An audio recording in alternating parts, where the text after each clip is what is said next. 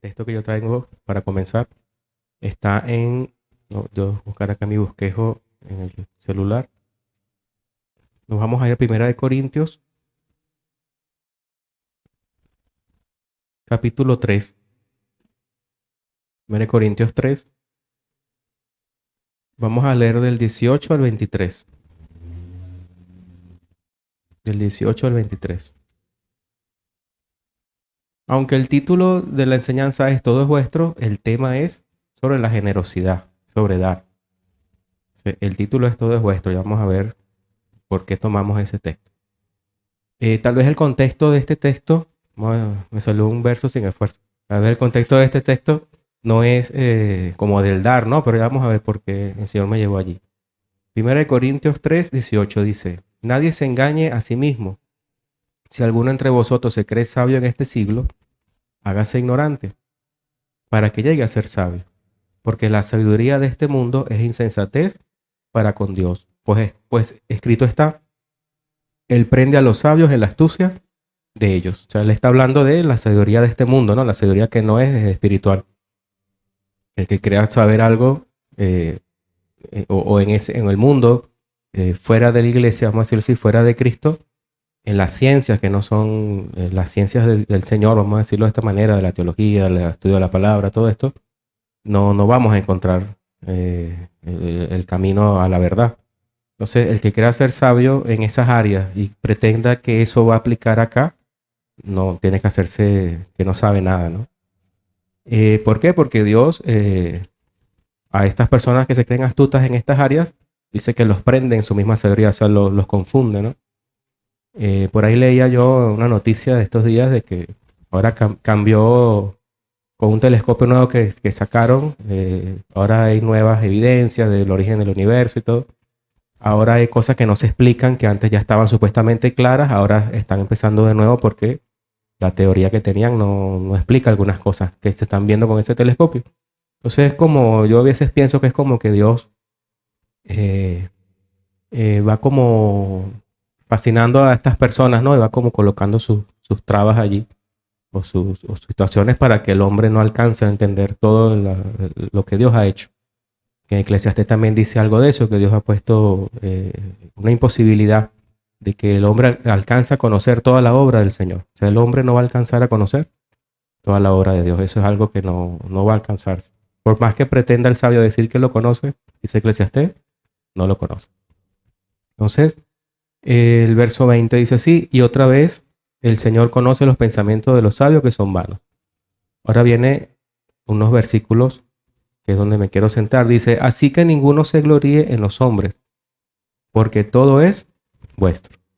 En este caso, el contexto que viene anterior está hablando de una lucha en la iglesia de Corintios, donde ellos querían o se identificaban con algunos predicadores o algunos maestros. Unos decían: yo soy de Pablo, yo soy de Apolo, o sea, yo soy de Cristo. O sea, como que en Corintios, que tenían todos los dones espirituales que usted se puede imaginar, los tenían ellos. Pero tenían mucha inmadurez y se creían unos más espirituales que otros, y unos decían: bueno, yo voy a la iglesia cuando predica el apóstol Pablo, pero yo prefiero ir cuando predica Pedro. Entonces habían como facciones o divisiones dentro de la iglesia. Entonces el apóstol Pablo, inspirado por el Señor, él dice acá en los versículos del 21 al 23, dice así: así que ninguno se gloríe en los hombres, porque todo es vuestro. O sea, como queriéndole decir a los corintios y a nosotros, de que nuestra visión aún es muy pequeña. Aún decir, por ejemplo, no, yo soy de Pablo, es como una visión muy pequeña de la vida, ¿no? O sea, el que está en Cristo tiene más que solamente: este Pablo es mío, o sea, yo vengo cuando viene él y yo me identifico con él. O este es el mejor predicador. O sea, que aún si eso fuera verdad, es muy pequeño para lo que el Señor nos ha entregado. Y lo aclara en el verso 22, dice: sea Pablo, sea Apolos, sea Cefas, que Cefas es Pedro, sea el mundo, sea la vida, sea la muerte, sea lo presente, sea lo porvenir, todo es vuestro. O sea, le está diciendo a los corintios, el concepto que tienen de la vida es muy pequeño, ¿no? Porque si estás en Cristo, no solo Pablo es tuyo, o sea, no solo Cefas es tuyo, sino que todo nos pertenece.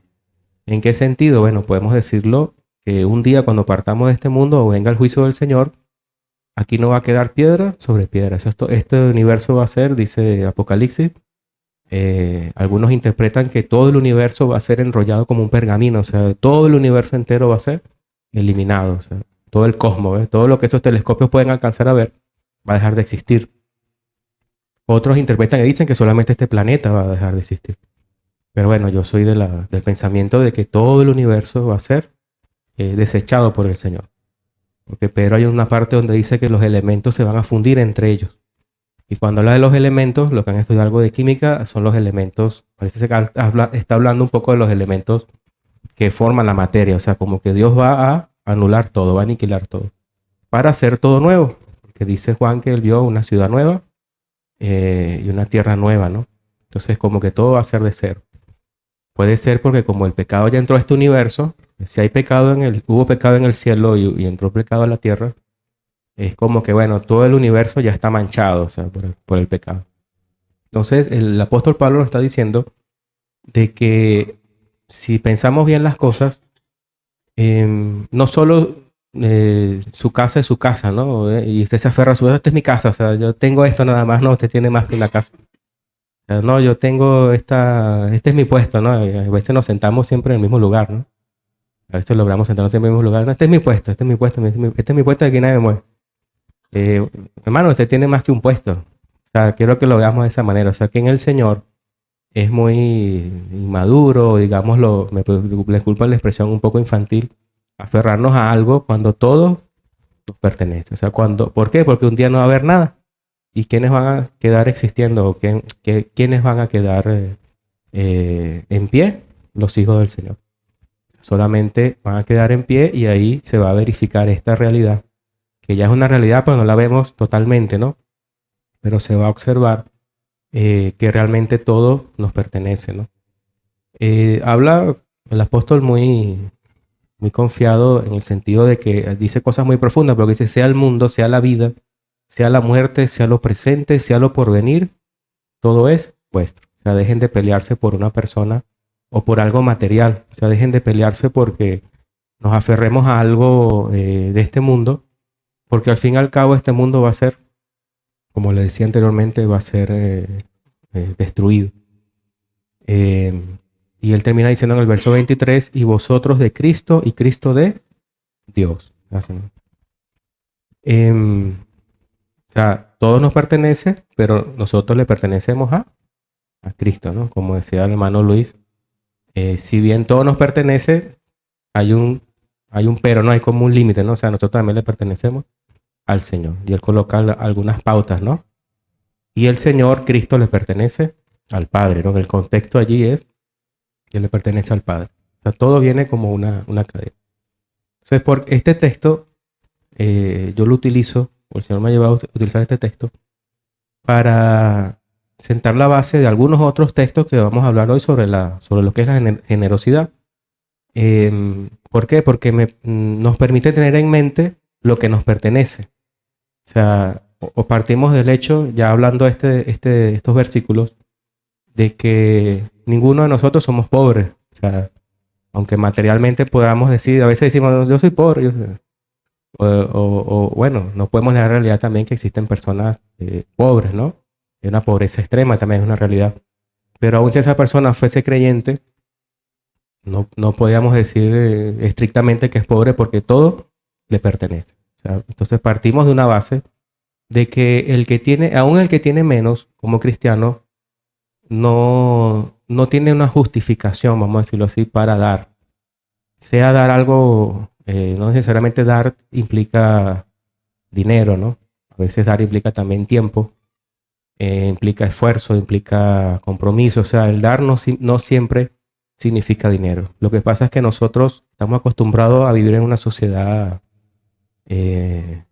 vamos a decir, materialista, ¿no? Y bueno, el mismo Señor en su tiempo dijo que no se podía servir a dos señores, a Dios y al dinero. O sea, aún en tiempos del Señor y aún en esa época y previo a esa época, el dinero siempre ha sido como uno de los motores de este mundo, ¿no? Y cuando observamos nuestra vida y las cosas que utilizamos, todo lo que utilizamos se puede traducir en un valor económico. O sea, desde un cable, de este cable, hasta la ropa, hasta todo. Y el aire todavía no, porque los políticos no han inventado un impuesto para respirar. Pero básicamente todo lo que vemos, hermano, es dinero. Todo. Absolutamente todo se puede traducir en dinero. Entonces, aún el que no tiene materialmente riqueza, puede tener una voz para orar, puede tener una mano para dar a otro. Entonces, no siempre ser generoso implica dar algo material. Todos nosotros tenemos tal vez un talento, una capacidad o un oficio, ¿verdad? Usted puede colaborar también haciendo algo para alguien, no necesariamente la iglesia, sino para el prójimo, ¿no? Amar al prójimo también implica ayudarle en una necesidad, en una tarea, si usted sabe electricidad o si usted sabe de albañilería.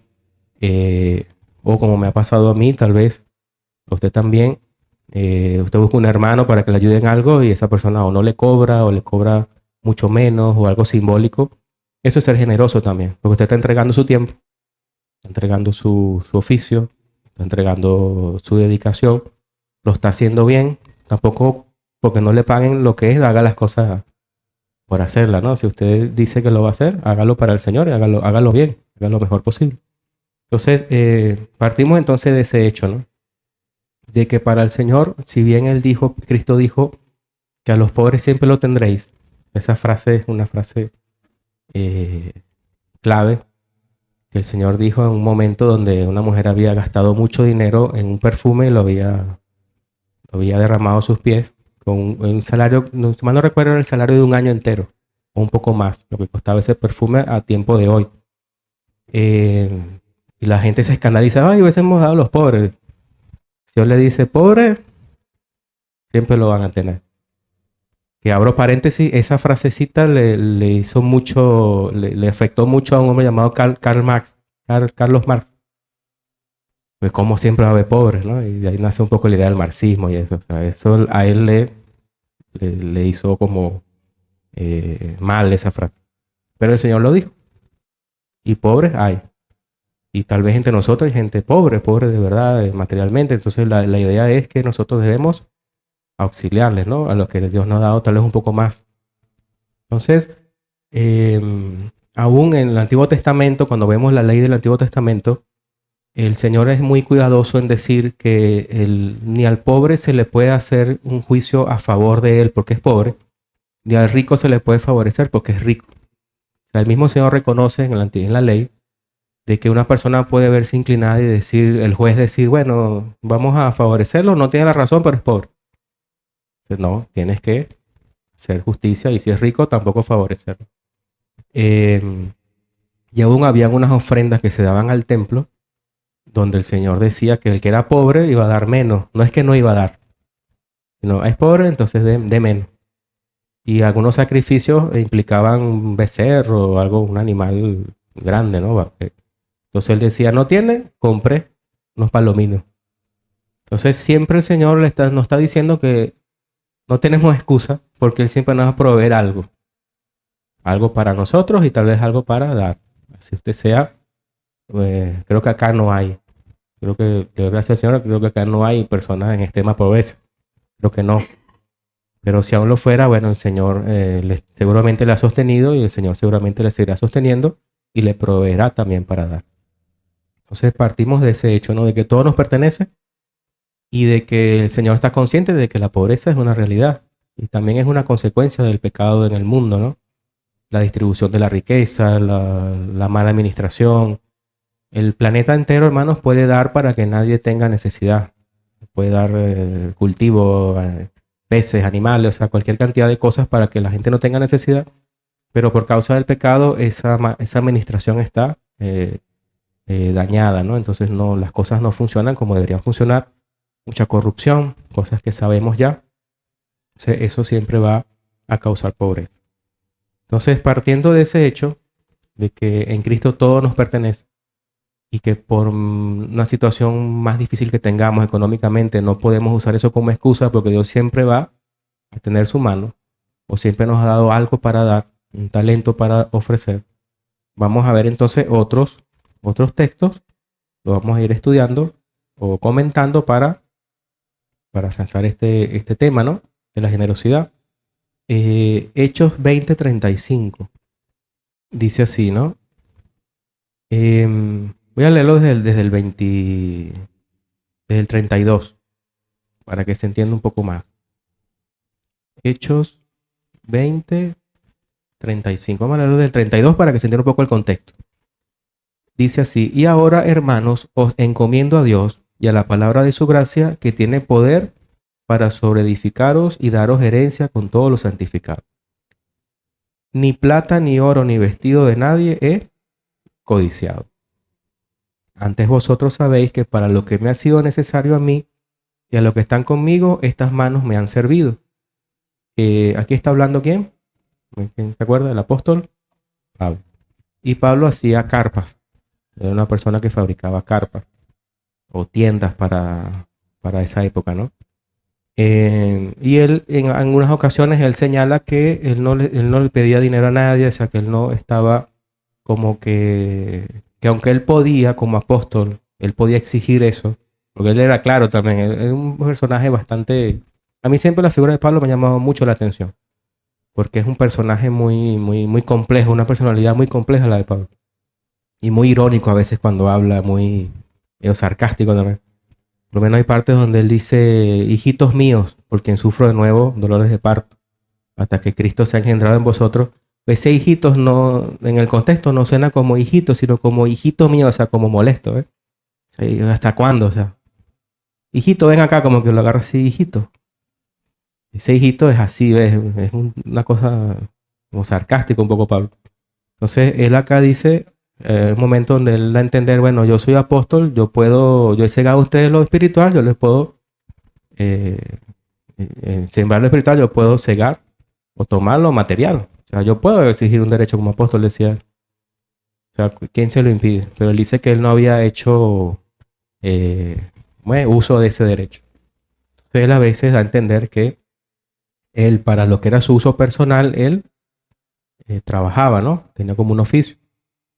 Ni plata, ni oro, ni vestido de nadie he codiciado. Antes vosotros sabéis que para lo que me ha sido necesario a mí y a los que están conmigo, estas manos me han servido.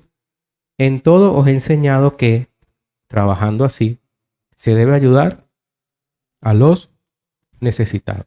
O sea, que debemos ayudar a los necesitados. Él daba ejemplo de que él tenía su oficio, trabajaba, y en ese sentido él le decía a la iglesia que también ellos debían hacer eso para ayudar al que necesitaba. Y recordar las palabras del Señor Jesús, que dijo: más bienaventurado es dar que recibir. ¿Por qué? Porque a veces nosotros como seres humanos tendemos a querer recibir, ¿no? O sea, nos gusta mucho recibir. O sea, es innegable que si alguien le da un regalo a usted, no se alegre, ¿no? Siempre esperamos recibir algo de alguien, o recibir un pago, o recibir una atención. O sea, es algo como natural en nosotros. Pero a veces, y me incluyo, cuando nos toca dar, es como que se revierte ese asunto, ¿no? Pero bueno, hay que dar para que el otro también se alegre, ¿no? O sea, no siempre uno es el que va a recibir. Y aquí yo quiero hacer como una inclusión de un pequeño testimonio, anécdota, no sé cómo lo queramos ver, con un pequeño trato de Dios conmigo de hace muchos años. Bueno, no soy tan viejo, no sé. Pero estoy hablando de unos 15, 16 años atrás, que no olvido eso. Yo ya tenía cierto tiempo en la iglesia allá en mi país. Y recuerdo que em, yo tenía, como decir en ese momento, 10 pesos, ¿no? Como decir hoy día 10 pesos. Y supongamos que un pasaje vale 10 pesos, pasaje de sube, que creo que ya 10 pesos no vale, no sé qué vale 10 pesos hoy día, no sé si existe algo que valga 10 pesos. Pero supongamos que usted tiene solamente 10 pesos. Usted llegó a la iglesia y solamente tiene 10 pesos. Yo hablo de algo personal. No lo que voy a decir no lo voy a decir para manipularle, ¿no? Es lo que me pasó a mí y Dios trató conmigo de esa manera. Y tiene que ver con el tema. Bueno, llegó un momento de la ofrenda y yo era el pasaje para regresar. Y yo no vivía tan cerca. Y yo empezó la lucha que algunos hermanos dicen y no, al final no lo di, no di los 10 pesos. Y me fui medio así como, oye, o sea, sentí que había hecho algo mal yo. Cuando salgo de la iglesia, yo lo voy a decir, parece mentira, ¿no? Cuando salgo de la iglesia, veo un papelito que viene rodando así con el viento. ¿Y sabe qué era? 10 pesos. Se vienen y yo lo piso así, 10 pesos. Yo en ese momento me sentí mal, porque es como que Dios me está diciendo, toma tus 10 pesos. O sea, yo lo entendí así y eso hasta el día de hoy yo no lo olvido. O sea, si yo hubiese dado los 10 pesos, ahí está tu pasaje, o sea. Eso es algo que a mí me pasó a mí, algo personal. Después ahí puede, como se dice, tomar algo bueno, ¿no? Un consejo, un asunto. ¿Qué nos cuesta dar? O sea, reconocer que nos cuesta a veces dar.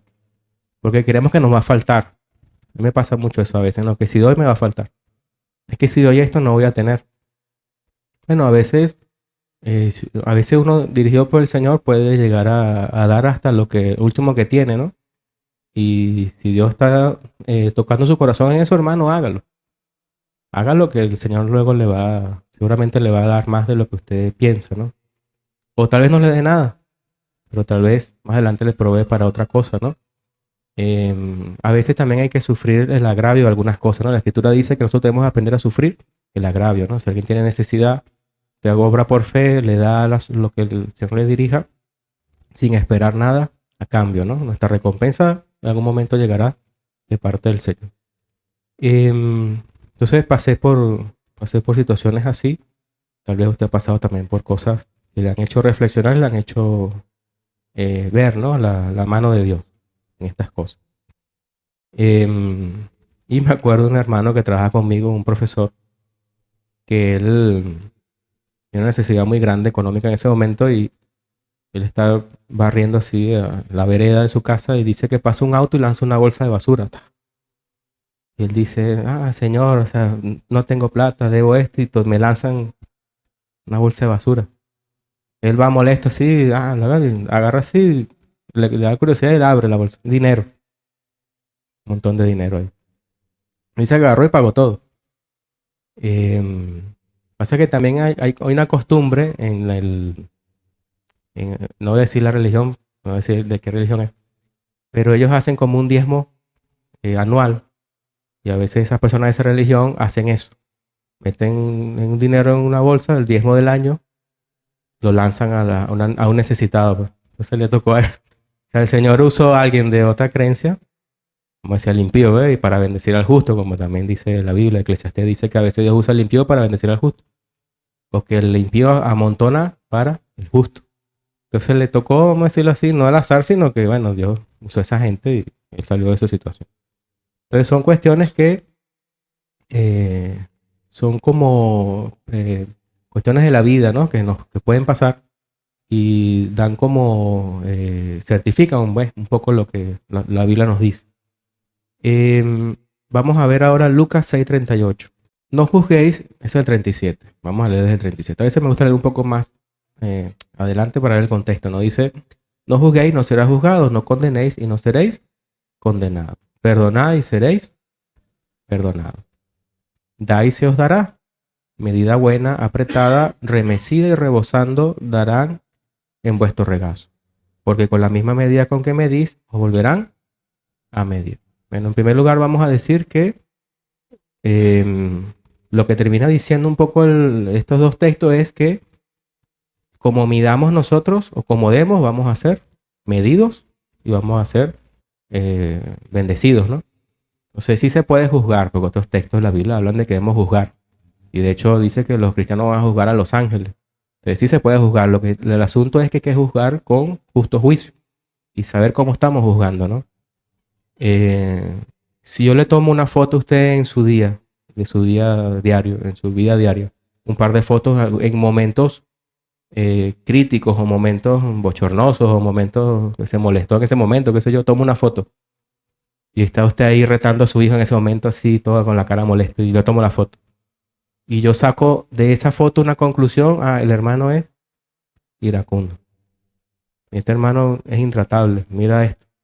¿Eso es justo? No. Entonces, cuando yo veo algo puntual, cuando veo una situación, yo debo calmarme, hablar con el hermano, que lo dice la Biblia, ¿no? Hablar con el hermano primero. Indaga, pregunta. Porque no podemos irnos a las primeras porque no sé qué está pasando. O sea, no podemos ir tan rápido, ¿no? En ese sentido, eso es lo que dice, ¿no? O sea, con la vara que vamos a medir, vamos a ser medidos. Si jugamos a la ligera, nos van a jugar a nosotros a la ligera también. Entonces no podemos molestarnos de eso. Pero el Señor incluye en eso también el dar. O sea, en la medida que demos para el Señor, da y se os dará, medida buena, apretada, remecida y rebosada dará en vuestro regazo. Él incluye también el hecho del dar. En la medida que demos, también vamos a recibir del Señor. En la parte económica, ¿no?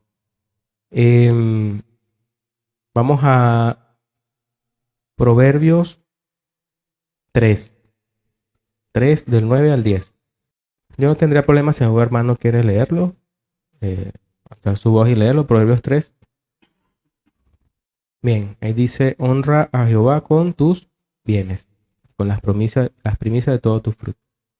Bien, en este contexto, cuando habla de frutos y todo esto, bueno, sabemos que el pueblo de Israel era un pueblo, en su momento ellos eran errantes, ¿no? Ellos dependían del Señor en el desierto, el maná que caía del cielo, el agua que salía de la roca. Llega un momento que ellos llegan a la tierra prometida y eso se corta, ¿no? Después que pasamos por el desierto, que Dios nos provee, hay un momento de que hay que trabajar. Hay un momento donde vamos madurando en el Señor y el Señor nos va dando un montón de cosas. Nos va dando, nos va dando. Hay un momento donde se cortó todo y quedamos, oye, ¿qué pasa? Deja de caer el maná, deja de salir el agua. Entonces, bueno, el Señor dice, ahora te toca trabajar. O sea, ya te preparé, ya te di un tiempo, ya te capacité, ahora trabaja la tierra. Empezaron a trabajar la tierra y ellos honraban al Señor con las primicias de sus frutos, ¿no? Hay iglesias donde hacen, no sé si aquí se acostumbra culto de primicia, no sé si lo he escuchado. Lo hacen el primero de enero de cada año. Hacen un servicio, el primer servicio del año, llaman culto de primicia. Pero si lo pensamos bien, cuando se siembra, cuando se siembra, ¿no? Cuando se va la siembra, tiene que pasar un tiempo, ¿verdad? Para que eso que sembré nazca y tenga un fruto. Entonces, las primicias pueden ser entendidas en ese sentido como algo que usted está preparando para el Señor, o puede ser un fruto, hoy día si lo llevamos a nuestra actualidad, a nuestro contexto, porque la Biblia tiene principios bíblicos universales que nosotros debemos también llevar a nuestro contexto. Hay cosas acá que no están claramente para el día de hoy de nosotros, pero podemos sacar principios, ¿no? O normas, ¿no? Hay una cantidad de enfermedades que en tiempos bíblicos no existían, pero el Señor sana, ¿no? Entonces no podemos decir que porque no está acá, Dios no puede sanar X enfermedad. O porque ya no sembramos, o algunos, creo que ninguno de los que está acá vive de la agricultura. Puede ser que sí exista, hay personas que todavía lo hacen, pero difícilmente vamos a traer a la iglesia, si no sembramos, vamos a traer alta, o sea, o no sé, si tiene ganado va a traer un animalito, o sea, puede ser que se den algunos contextos, pero digamos que en nuestro contexto eso se traduce en algo como económico, ¿no? Puede ser dinero, puede ser algo material. ¿Por qué no podemos espiritualizarlo? ¿Por qué? Porque en el contexto está hablando de algo material. O sea, honra a Jehová con tus bienes y con las premisas de todos tus frutos. O sea, el asunto está en que si honramos al Señor con eso, Dios nos va a seguir prosperando, ¿no? O sea, Dios va a ver eso con agrado. Y el 10 lo confirma, el versículo 10 dice, y serán llenos tus graneros con abundancia, o sea, ve que es algo material, ¿no? Y tus lagares rebosarán de mosto, o sea, eso habla de prosperidad económica, ¿no? Honra a Jehová con tus bienes y con las primicias de todos tus frutos, y serán llenos tus graneros con abundancia, y tus lagares rebosarán de mosto. Hay otros bienes que podemos tener o que el Señor nos ha dado también, y a veces podemos olvidarnos de eso, ¿no? Casos he conocido yo de hermanos que piden al Señor un auto y prometen al Señor que si me das un auto yo llevo y los hermanos los traigo de la iglesia, todo, y ya cuando tienen el auto Adiós, hermano. Se ve nada más la luz cuando pasa. Entonces, eso puede pasar. O sea, que uno tiene un bien y lo puede poner al servicio del Señor, hágalo también.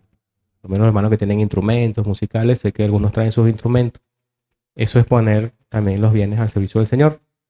O sea, hay cuestiones que tenemos nosotros en nuestras manos que pueden de alguna manera ser útiles para la obra del Señor. Y ese es el consejo bíblico, ¿no? Y la consecuencia, bueno, serán llenos tus graneros con abundancia.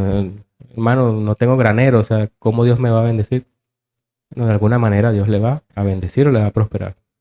Y tus lagares rebosarán de mosto. O sea, lo que tengamos en el Señor que esté produciendo para nosotros sustentarnos, va a ser prosperado. Sea su trabajo, sea más clientes, sea aquella fuente de ingreso, el Señor de alguna manera le va a ayudar y le va a sostener. Em, Gálatas 6:10 dice, así que siempre que tengamos la oportunidad, hagamos bien. ¿A quiénes? O sea, no hay una selectividad, ¿no? El Señor siempre fue cuidadoso y fue muy directo porque Él decía que si nosotros amamos solo a quienes nos aman, no hay diferencia con el mundo porque la gente quiere al que lo quiere, ¿no? Es como algo obvio, ¿no? Si usted quiere al que lo quiere, ¿qué hay de especial en eso? Lo difícil es amar al que uno lo aborrece o le odia. No sé realmente cuántos hermanos o personas que están acá han podido experimentar realmente que alguien le odie. O sea, porque hablar de la palabra odio es algo bastante grave, ¿no? Es como sentir, como ver a alguien y ya no soportarle, como hacerle cosas para que le vaya mal. Eso es como una, ¿cómo se diría? Características del odio, ¿no? Porque de repente uno dirá, no tengo enemigos, ¿no? Una persona, lo que estamos acá, tal vez no tenga como propiamente enemigos o alguien que le odie, ¿no? Pero el Señor dice que si tenemos ese caso, ¿no? Alguien que nos odie realmente, aún a esa persona debemos hacerle el bien, debemos amarle, ¿no? Porque así seremos hijos de nuestro Padre que está en los cielos. O sea, porque si amamos a los que nos aman, no estamos haciendo nada distinto a lo que hace la gente en el mundo. Difícilmente alguien que no tiene al Señor va a amar a alguien que le hace daño, o sea, o que le busca su mal.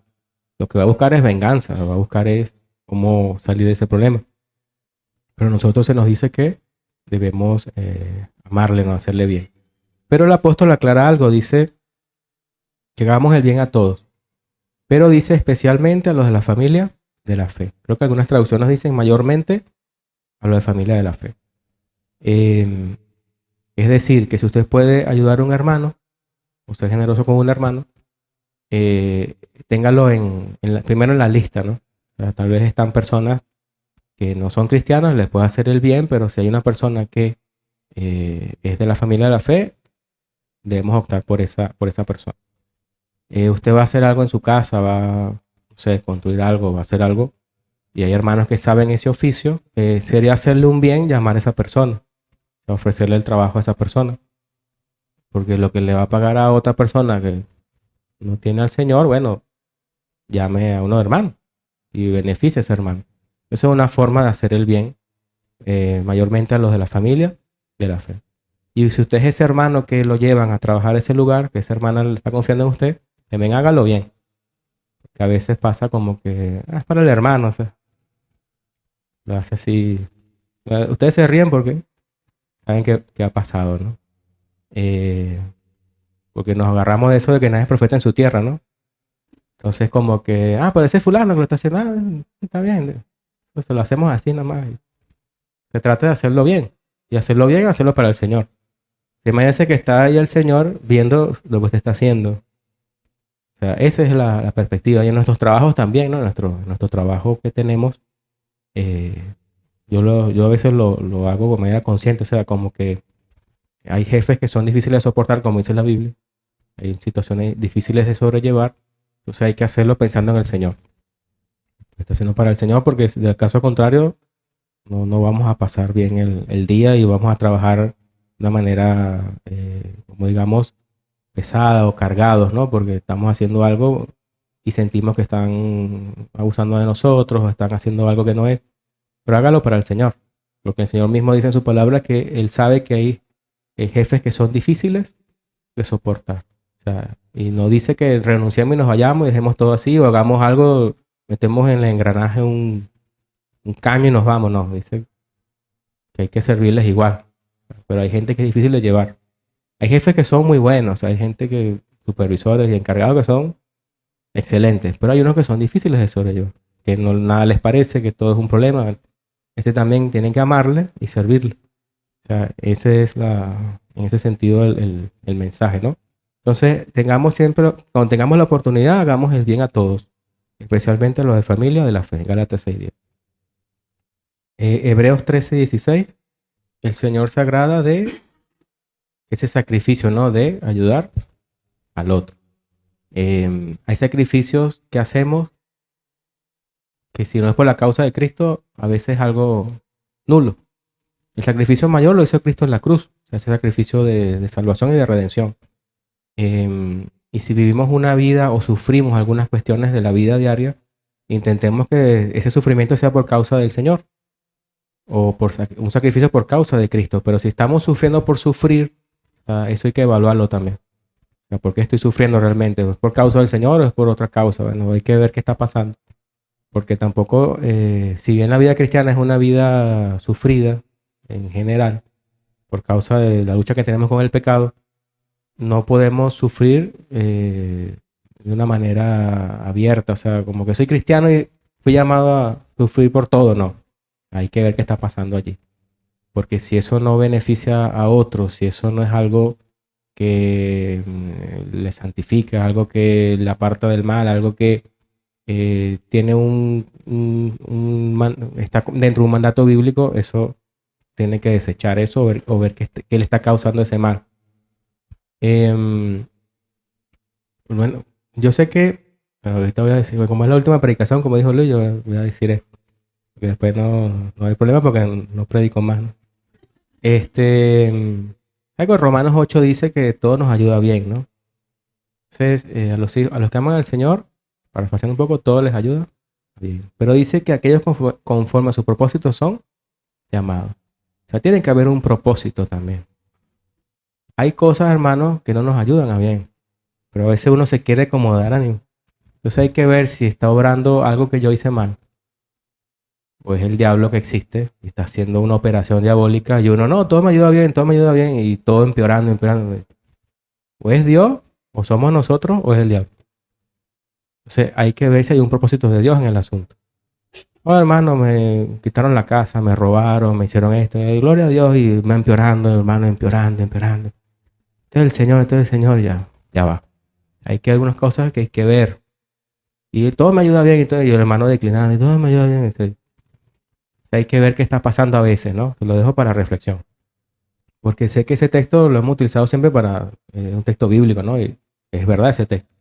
Pero nos olvidamos del propósito, ¿no? Hay cuestiones que le pasan a las personas o a los cristianos y son cosas horribles, o sea, cosas muy terribles que no vemos como, o sea, ¿qué caso tiene esto? O sea, ¿qué caso tiene este sufrimiento? ¿Qué caso tiene esta situación que está pasando? ¿O por qué no sale de ese problema ese hermano? No, porque este es mi cruz, como decía el pastor. O sea, la cruz no implica, eh, no sé, soportar algunas cosas, sino soportar siempre por causa del Señor. Y más que todo tiene que ver con la lucha con el pecado. Pero si usted le está yendo mal en un negocio, por ejemplo, y le va peor y peor y peor y peor, no, todo me ayuda bien y pierde el negocio y sigue empeorando. Todo me ayuda bien, ya va.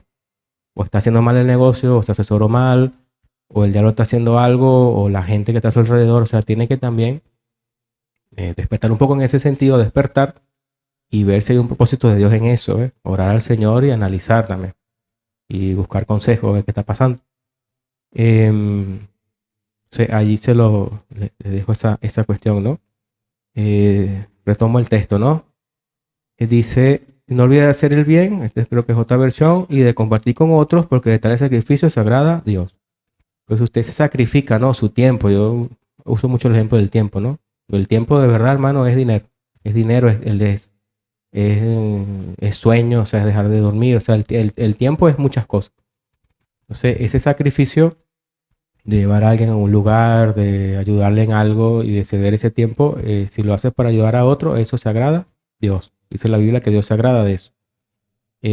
Bueno, muchos hermanos de los que están acá, a nosotros nos han ayudado mucho con lo que es la parte del terreno allá en Gleo, ¿no? Muchos saben eso que tenemos por allá que el Señor nos ha concedido.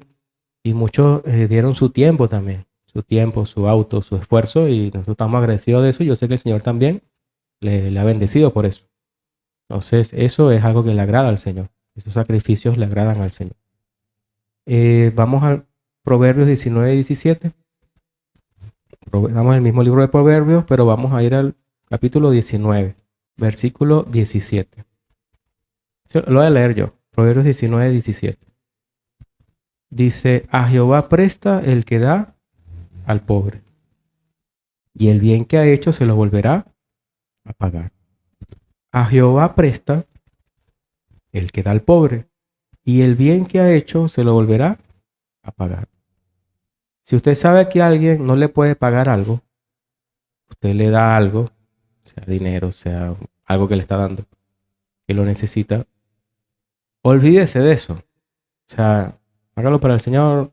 Mano, ¿me puedes prestar esto? No, toma. Y yo lo devuelvo tal día, no, déjalo así. Si puede hacer eso, hágalo. Pero si la persona no le puede pagar, el Señor dice que el que le da al pobre le está prestando a Dios. Y Dios se lo va a devolver.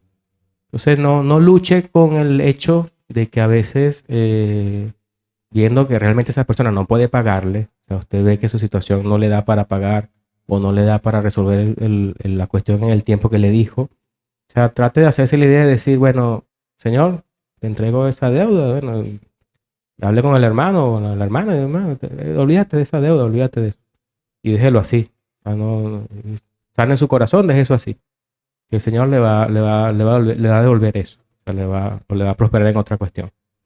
Eso también lo puedo asociar con el hecho de que no está muy bien visto, por lo menos bíblicamente, cuando el pueblo de Israel estaba en una situación bastante difícil económicamente. Siempre hay gente que tiene más dinero que otra persona. Eso es en toda sociedad, en todo tiempo. Por más malo que esté un país o una economía, siempre hay alguien que tiene más. Bueno, Dios le prohibió a esos hebreos, a esos judíos, que si le prestaban dinero a su hermano que no tenía, le cobraran intereses. O sea que pareciera, yo pudiera decir como un principio bíblico, que no estaría muy bien que si usted le presta dinero a un hermano, le cobre intereses. O sea, si es un hermano en Cristo, creo que colocarle esa carga sería algo que no, por lo menos por la Biblia, hay algunas cuestiones que nos dan a entender que no estaría muy bien eso. Ahí le dejo eso por ahí. Mucho silencio cuando dije eso. Porque sé que es un trabajo también. Hay personas que trabajan prestando dinero. Yo eso lo he visto más acá, en este país. Pero si es un hermano, bueno, o tenga cuidado, piénselo, o baje un poco la cuestión. O sea, no le coloca al hermano en Cristo una carga tan alta, ¿no? Igual cuando habla allí, la Biblia habla de usura, ¿no? La usura es un interés desmedido. Pero siempre tenga en cuenta que si va a hacer eso con un hermano, es un hermano. Si realmente es hermano, usted lo conoce y todo, y está en una situación donde necesita una ayuda, usted se la puede dar. Bueno, ¿sabe por qué le digo esto también? Yo, en el sitio donde yo trabajo, eso no es obligación de ningún jefe prestar dinero a los empleados. Y me prestaron un dinero. Y a mí me sorprendió mucho que no me cobran nada de interés. O sea, me cuentan algo del sueldo mensualmente en un año, donde yo saco la cuenta yo y todos los que han pedido prestado de los que trabajan conmigo. Yo digo, esta gente está perdiendo porque la inflación, la devaluación, todo, es como dinero perdido. Porque los sueldos los van aumentando, lo van ajustando, las cosas se van ajustando, ¿no? Y ellos prestan un dinero hoy y yo lo pago el año que viene. No, ningún tipo de interés. Y yo sé que no son creyentes ellos, pero como he visto la prosperidad en esa fábrica. Y como Eclesiastés dice que Dios hace salir el sol sobre buenos y malos, o sea que hay bendiciones que son generales, hermano. Hay cuestiones que son para la iglesia, pero hay bendiciones de Dios que son para toda la humanidad. O sea, hay promesas de Dios para la humanidad en general. Que Dios no es un Dios así como que, si bien Dios está irado con el impío, yo a veces lo he dicho algunas veces, la ira de Dios no es un atributo divino. O sea, los atributos divinos son aquellas cuestiones que Dios tiene desde la eternidad. Pero lo que la Biblia dice es que Dios es amor, Dios es luz, Dios es santo, y Dios es inmutable, o sea que no cambia. Él es luz, Él es amor, Él es santo, es inmutable. En ningún momento, en Hebreos dice que Dios es amor, pero también es fuego consumidor. Pero aun cuando dice eso, nos da como, es un aspecto del amor. O sea, ¿por qué Dios está irado con el pecador o con la impiedad? Porque Él es amor. O sea, Él no va a dejar de ser amor. Pero si yo aborrezco a Dios, ¿cómo se siente? ¿Cómo me siento yo acercándome a alguien que me da amor, pero yo la aborrezco? ¿Usted no ha visto gente bueno, el gato de nosotros, cuando uno lo quiere abrazar, como que lo odia a uno? O sea, no dura nada. Pero no. Entonces imagínese una persona que usted le dé amor y esa persona le aborrece a usted. Y usted lo quiere abrazar, pero esa persona lo aborrece a usted. ¿Cómo se sentirá esa otra persona cuando usted le da amor y él la aborrece? No es como un infierno eso, o sea, este, suéltame, o sea, así es el amor de Dios. El amor de Dios puede ser fuego consumidor para el que aborrece a Dios. O el amor de Dios puede ser una bendición para el que le ama. Entonces, la ira no es un aspecto esencial en Dios. Porque ¿con quién está airado Dios en la eternidad? Si no hay humanidad, no hay nada. O sea, antes de crear el universo, Dios está solo, las tres personas divinas. Se aman entre ellas, son santos, son inmutables. Es lo que dice la Biblia, son luz. ¿A quién odian antes de que haya pecado? A nadie. O sea, no pueden odiar a nadie. No hay, ¿cómo se dice? No hay aborrecimiento, no hay ira, no hay pecado, no hay nada. ¿Por qué viene la ira de Dios? Por causa de la desobediencia. O sea, no es que Dios vive airado eternamente y es un ser como un ogro y odia, o sea, en un sentido absoluto a la humanidad. No, Dios bendice a todos. Es terrible, yo se lo dejo para que lo piensen también, ¿no? Lo reflexionen un poco. Es terrible, el amor de Dios es terrible, porque puede ser de bendición para el que le ama o puede ser un infierno para el que no aborrece al Señor. Es el mismo amor. La gente que está en el infierno recibe el mismo amor de Dios, pero esa gente aborrece a Dios, o sea, no quiere saber de su amor. ¿Quiénes cambian? ¿Quién cambia? ¿Dios o el hombre? El hombre. O sea, usted se aleja del Señor, uno se aleja de Dios y ese amor se va haciendo más lejano. Si usted se queda encerrado en su casa un mes, sin recibir la luz del sol, y sale un día al sol, a la luz, ¿cómo será eso cuando sale hacia la luz? ¿No será como esa luz muy enceguecedora? Así es el amor de Dios. Si usted está en contacto con el amor de Dios, la bendición no le afecta. Puede ver claramente.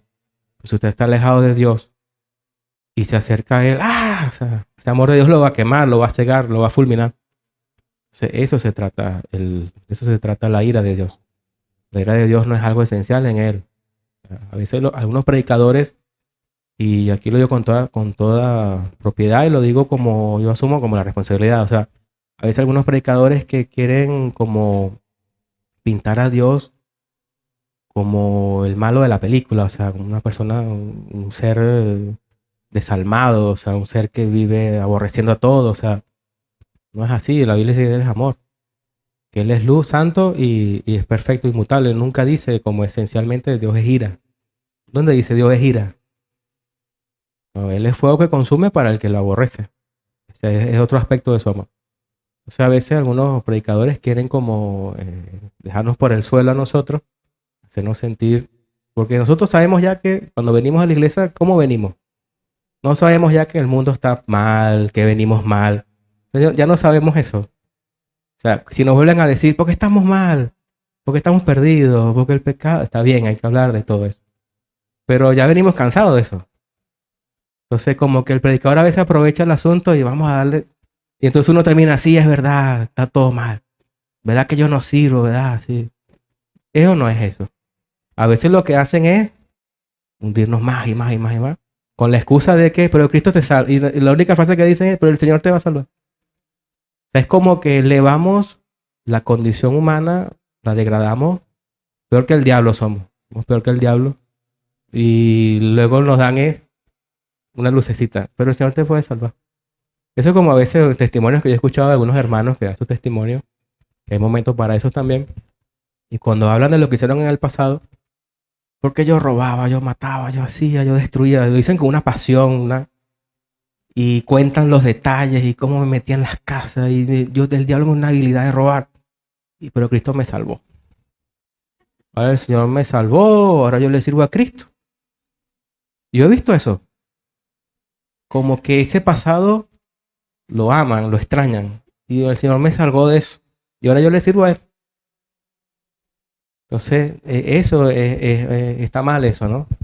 Ni que nosotros anhelemos ese pasado o que nosotros, ya estando en una condición y venimos entendiendo lo que es el mundo, nos intenten manipular como te hundo más todavía. O sea, el mensaje de esperanza, el evangelio a veces no parece ese evangelio de Cristo donde dice que vino a liberar a los cautivos, a darle libertad a los cautivos, a proclamar esperanza el día del Señor. Parece que el evangelio es, no sirve, no sirve, no sirve, y ahí tienes, si acaso, vamos a decir, nos salvamos. A veces pareciera eso. Y sé que los predicadores de línea calvinista son así. Tienden a ver la ira de Dios como una cosa, y la iglesia como que, me perdonan la expresión porque es un poco vulgar, pero a veces ven la iglesia como masoquista. Y a veces por la misma información que recibimos nos volvemos igual. Sí, ¿verdad que nos sirve? Que estamos por el suelo. Hermano, que estamos perdidos, ¿verdad que sí? No sé ni para qué vengo a la iglesia. Hubo una época, estamos hablando ya de un par de siglos, donde unos predicadores hicieron un avivamiento, o sea, el Señor los usó, vamos a decirlo de esta manera, pero su mensaje era muy incisivo, era muy así, como que estamos todos mal, y eso es verdad. Pero llegó un punto, eso está registrado en los libros, en la historia, o sea, no es algo que estoy inventando. Hubo personas que al ver lo que el predicador pintaba o la escena que pintaba, decían, ¿verdad que no soy digno? O sea, verdaderamente no tengo esperanza. Y iban y se lanzaban por un puente. La persona, ese mensaje de salvación, lo llevaba a decir, verdaderamente no tengo esperanza. O sea, ni Cristo me puede salvar. Soy tan malo que ni Cristo me puede salvar. Y se lanzaban por los puentes. Y se suicidaban. Eso pasó en Inglaterra. ¿Sí? El Señor sabrá por qué, hablando de la generosidad, me fui por la ira, ¿no? De Dios.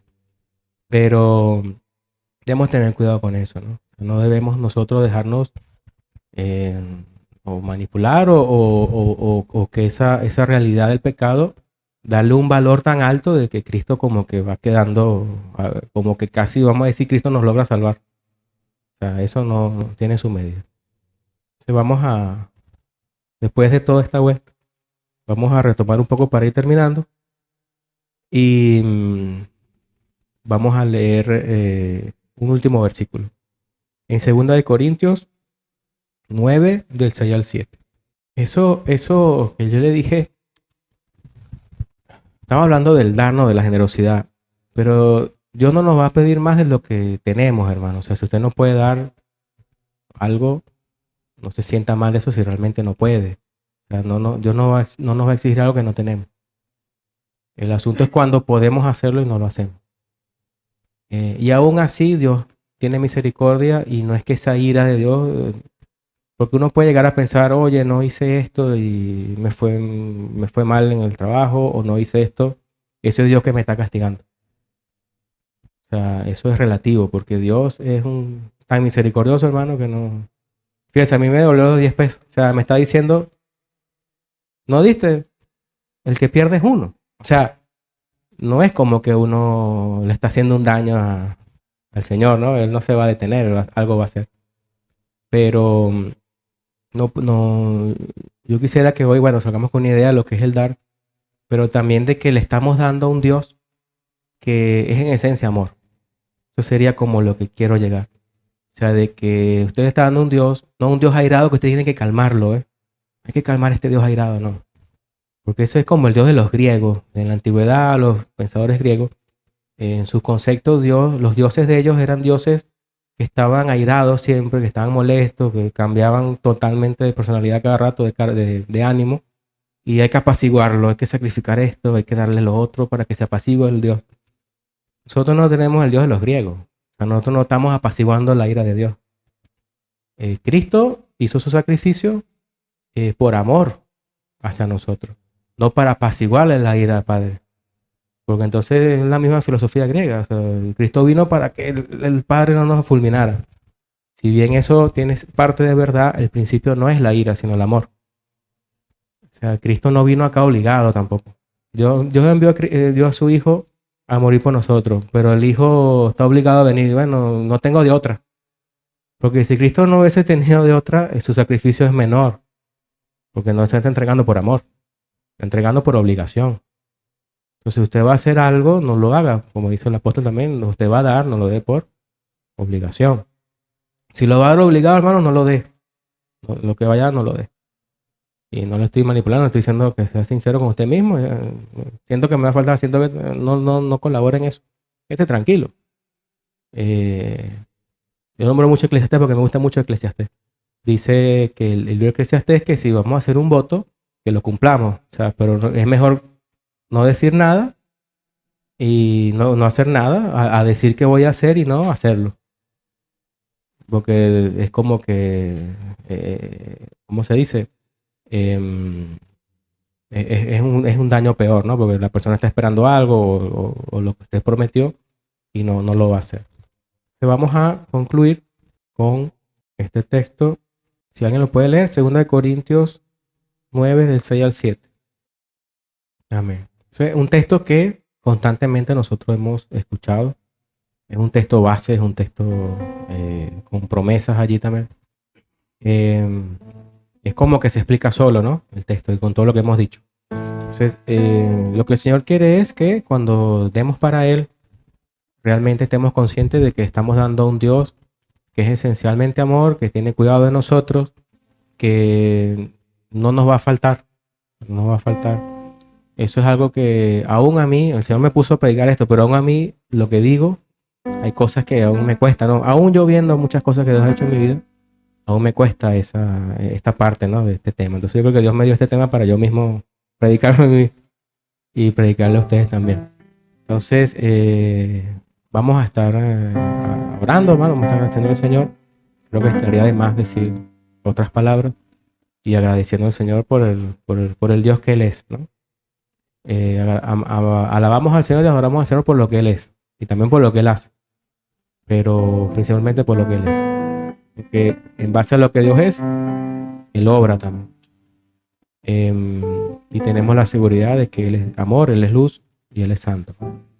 Padre, en el nombre de Jesús, te doy las gracias, Señor, porque me has permitido esta enseñanza, Señor, acerca del dar, para recordar que todo nos pertenece, Señor, que aún la vida, el futuro, todo está en nuestras manos si estamos en Cristo, porque al final de la historia, Señor, al final de los tiempos, este mundo, Señor, será aniquilado, Señor, este universo, este planeta, o aún nosotros mismos, Señor, un día ya no estaremos en este mundo, en este mundo debajo del sol, en el que estaremos en tu presencia. Te pido que nos ayudes, Señor, a meditar sobre estas cosas. Y si yo pudiese haber logrado, aunque sea, pudiéramos entender un poco más acerca de tu naturaleza, de tu esencia, de tu amor, y de que cuando damos, Señor, lo hacemos o debemos hacerlo en amor. Y para ti, Señor, creo que habrá sido cumplido tu propósito, Señor. Te pido que nos sigas ayudando, Señor, que nos sigas exhortando, animando, Señor, a continuar adelante y que nos ayudes a estar una vez más, Señor, en la próxima reunión y podamos seguir todos adelante, unánime juntos, Señor, en tu voluntad. En el nombre de Jesús, hermano, denle un aplauso al Señor y continuamos.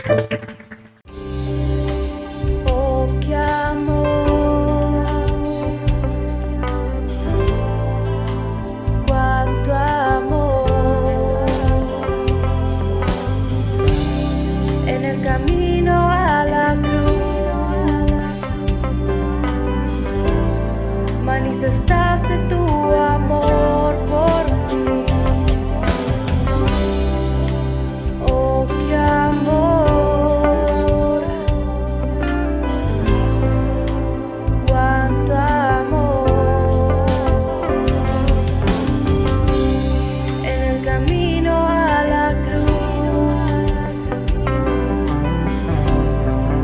manifestaste tu amor por mí.